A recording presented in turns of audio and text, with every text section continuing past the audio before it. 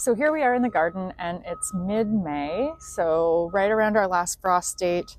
The leaves are starting to come out on all the trees and the dandelions are in full bloom. This is a good time to prune back our sage bush. My name is Sarah. I'm a master gardener and this is the Meristem garden. We've been growing this edible garden for our restaurant for 14 years now, and I make videos to show you what I've learned and help you have a successful kitchen garden too. So it's good to do when you can see the green leaves starting to form, because then you can tell when there's dead and when there's alive branches, and you can selectively cut according to that. So this sage bush, planted it here 10 years ago. I've moved it around a few times. Sage is winter hardy to our Canadian Maritime zones, but it doesn't necessarily live forever. So one year we had a very, very, very cold polar vortex, and the sage died back to only a small clump when it was about this size to begin with. So it took probably 3 or 4 years to get back to its original size. And you can see it's a very vigorous plant, and it really like sprawls and spreads and takes up a lot of space.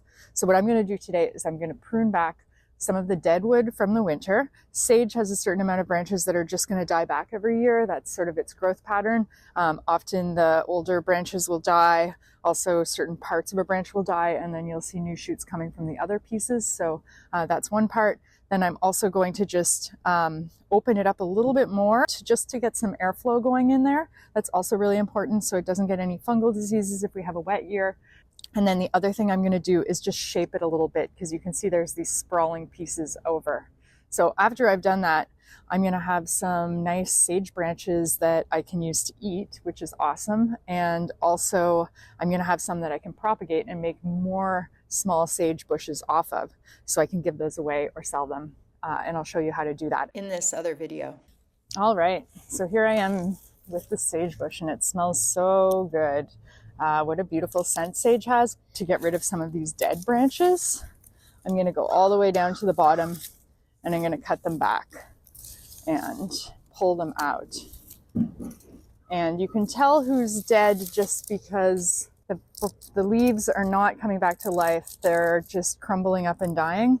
Some of these also have some dead leaves on them, but you can see that the leaves are turning green and it's growing new leaves. So I'm just looking for ones where at the tip they're totally dead, and I'm going to take those right back.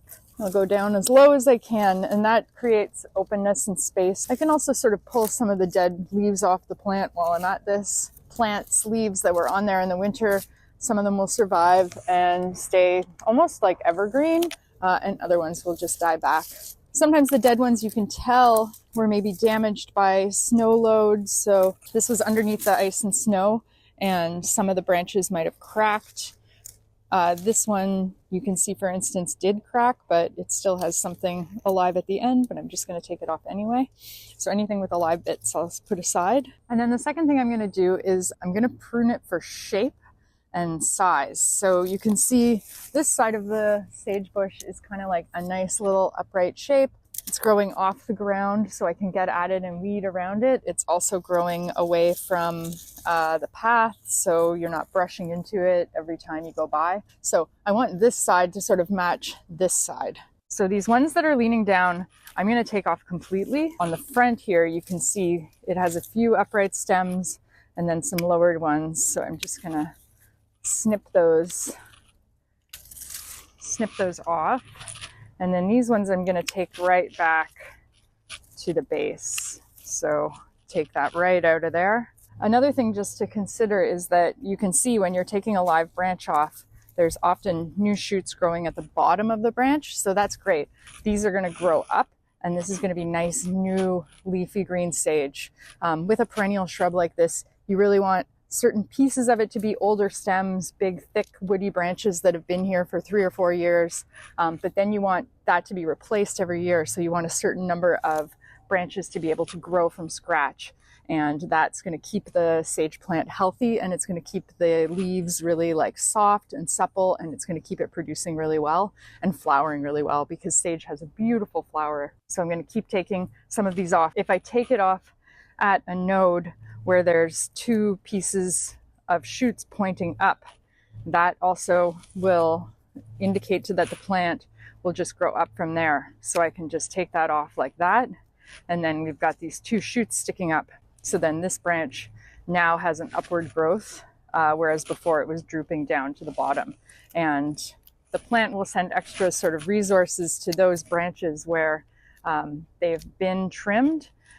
These 2 branches that were sort of secondary, like lower stems before, they're gonna really take off growing. So we can do that with any of these side shoots, trim them back and take them up.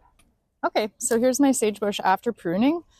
It's got more of a compact shape. It's not leaning into the path anymore.